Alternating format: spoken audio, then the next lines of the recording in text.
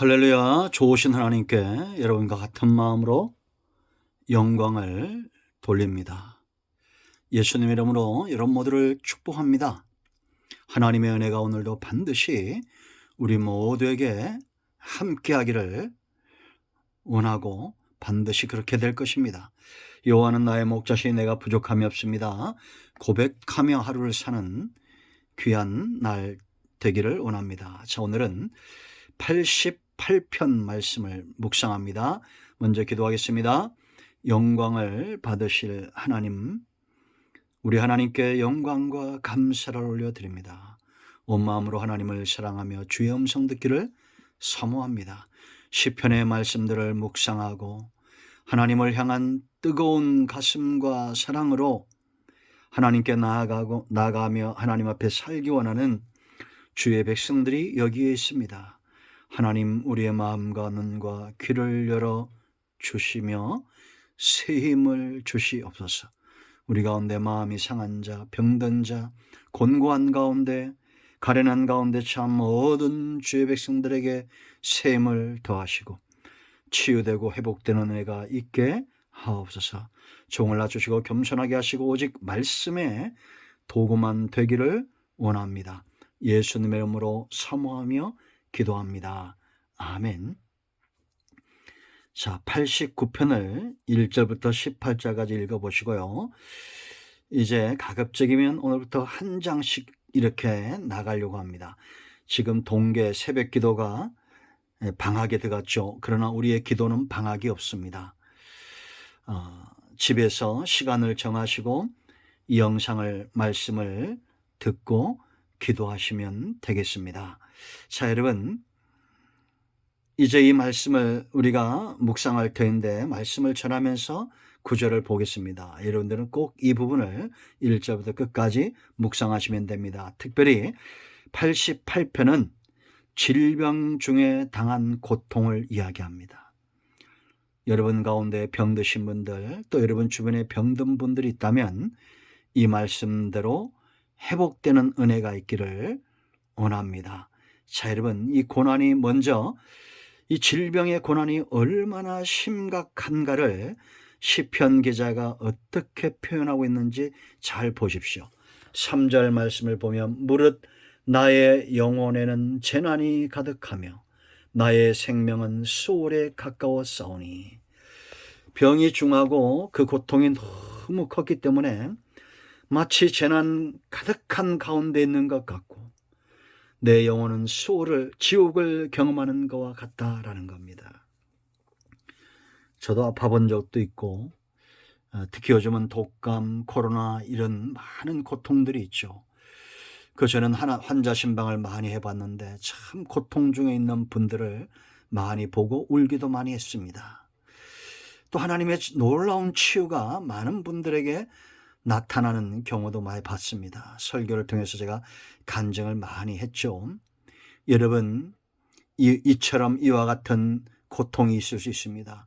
4절 말씀 보면 나는 무덤에 내려가는 자같이 인정되고 힘없는 용사와 같으며, 이제는 죽은 자와 같다는 겁니다. 무기력해진 겁니다. 아무것도 할 수 없는 자입니다. 5절 말씀도 보세요. 죽은 자 중에 던져진 바 되었으며 죽임을 당하여 무덤에 누운 자 같으니이다. 주께서 그들을 다시 기억하지 아니하시니 그들은 주의 손에 끊어진 자니이다.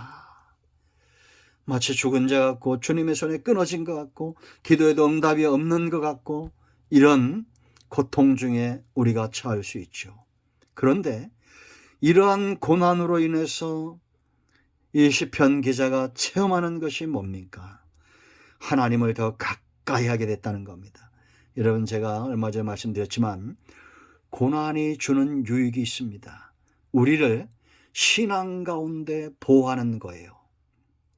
기도하지 않던 사람들의 기도가 깊이 들어가고 예배를 멀리했던 사람들이 예배를 더 가까이 하게 되고 말씀을 더 가까이 하게 되고, 양은 고난 중에 있으면 목자만 찾으면 되는 거 아니겠습니까? 그래서 1절 말씀 보세요. 이런 고난으로 인하여 그가 하나님을 어떻게 부릅니까? 여호와 내 구원의 하나님이여 내가 주야로 주 앞에 부르짖었나이다. 여러분, 주야로 무슨 일을 하고 있습니까? 주야로, 우리가 주야로 주의 말씀을 묵상하고 주께 부르짖는 것이 얼마나 큰 축복입니까?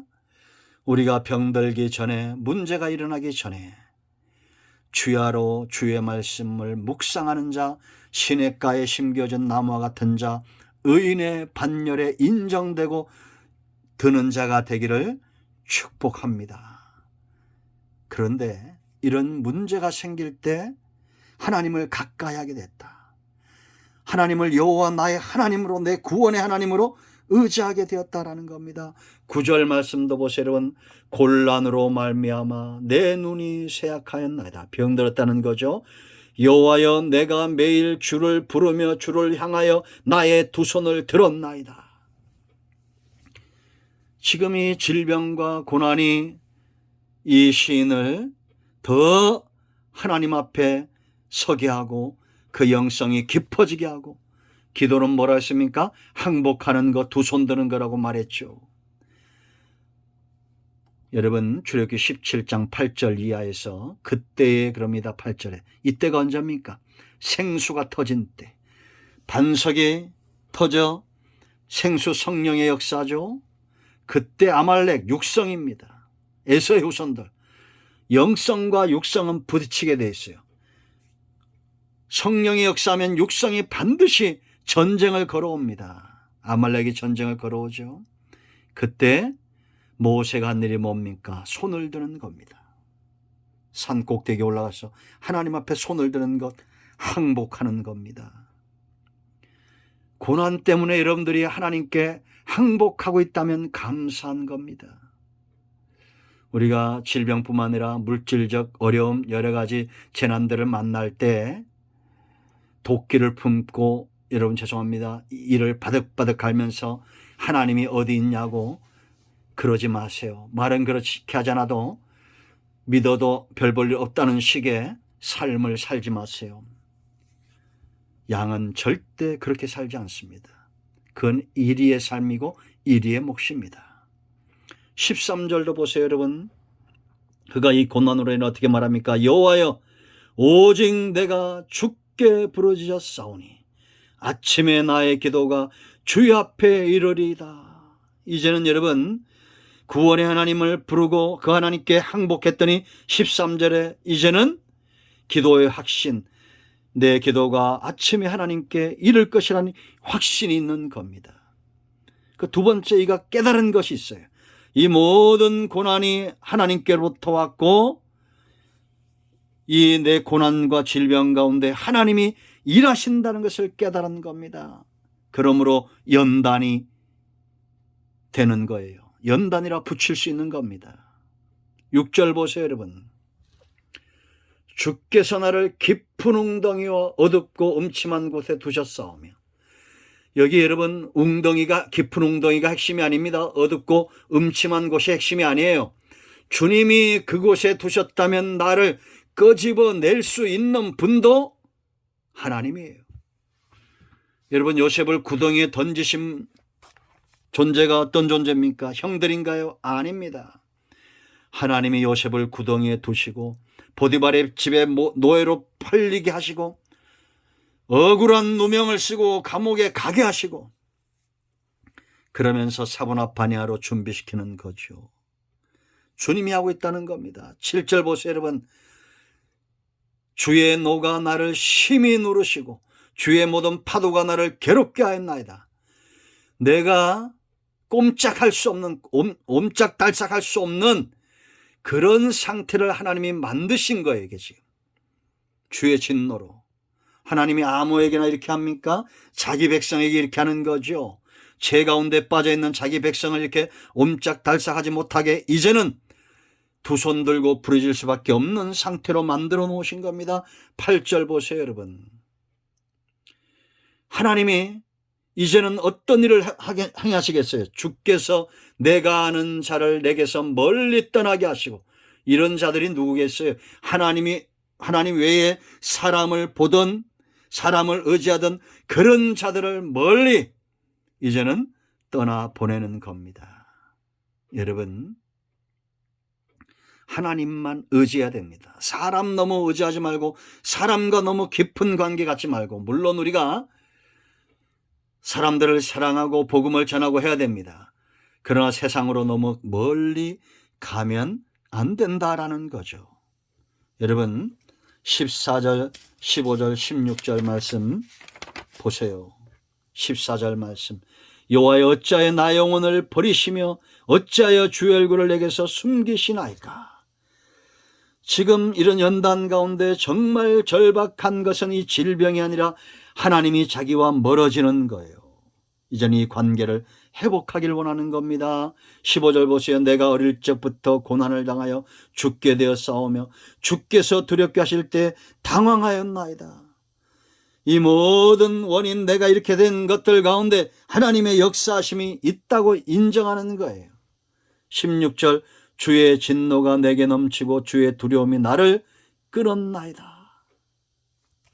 여러분, 자기 백성이기 때문에 이런 고난을 주시고 이런 어려움 가운데 처하게 하시는 겁니다. 이제 세 번째 알아야 될 것은, 이런 질병 가운데 있으면서 정말 소중한 삶이 어떤 것인가를 깨닫게 되었다는 겁니다. 먼저는 하나님을 의지하게 되었고, 이제는 하나님이 이 모든 일들 가운데 일하고 있다는 것을 깨닫게 되었고, 그렇다면 내가 어떤 삶을 살아야 될 것인가. 자, 10절 반문합니다. 이거는 이렇게 살기 원한다는 거예요. 10절 보세요. 주께서 죽은 자에게 기이한 일을 보이시겠나이까. 유령들이 일어나 주를 찬송하리이까. 하나님의 기이한 일을 전하고 주를 찬송하는 것, 내가 죽어 없어지면, 유령이 되면 어떻게 그걸 하겠냐라는 겁니다. 이건 뒤집으면, 이제 하나님 내게 은혜를 주시면 내가 기이한 일을 전하며 하나님을 찬송하겠습니다. 자, 11절, 그래서 주의 인자하심을 무덤에서 주의 성실하심을 멸망 중에서 선포할 수 있으리까. 하나님은 인자하신 분이고 하나님은 성실하신 분인데, 내가 무덤에 있는 자와 같고 멸망 중에 있는 자 같은데 어떻게 하나님의 인자와 성실하심을 선포할 수 있겠냐라는 겁니다. 다시 말하면, 하나님 내게 건강 주시면 이제는 주의 인자하심과 성실하심을 선포하겠습니다 라는 고백입니다. 아멘. 12절도 보세요, 여러분. 흑암 중에서 주의 기적과 이즘의 땅에서 주의 공의를 알 수 있으리까. 내가 어둠 가운데, 깜깜함 가운데, 질병으로 인해 그런 고통 가운데서 주의 기적을 어찌 알고, 이즘의 땅, 아주 이제는 잊어버린 그런 존재 가운데서 어떻게 주의 공의를 알겠나라는 겁니다. 이제는 하나님께서 우리 회복하시면 하나님의 공의에 합당한 삶, 하나님의 기적에 합당한 삶을 살겠다는 고백입니다. 여러분, 질병뿐만 아니라 어떤 어려움이 온다 할지라도 성도이면 그런 모든 고난은 하나님이 나를 찾으시는 사인인 줄 알고 하나님께 두 손 들고 나가서 여호와 나의 하나님이여, 나의 구원의 하나님이여 부르짖어 기도하시기 바랍니다. 하나님과의 관계가 회복될 것이고 하나님 앞에서의 삶과 사역이 회복되어질 것입니다. 여러분 모두를 축복합니다. 오늘도 응답이 여러분 가정에 임하였습니다. 이제 기도합니다. 예수님의 이름을 의지하여 기도합니다. 이 말씀대로 되게 하옵소서. 말씀을 사모하며 모인 곳마다, 가정마다, 개인마다 흠모하며 사모하는 모든 죄 백성들 가운데 위로와 치유와 회복이 있게 하옵소서. 예수님의 이름으로 사모하며 축복하며 치유하며 기도합니다. 아멘. 할렐루야. 좋으신 하나님을 찬양합니다. 응답이 오늘 우리 가운데 임하였습니다. 여러분 모두를 축복합니다. 아멘.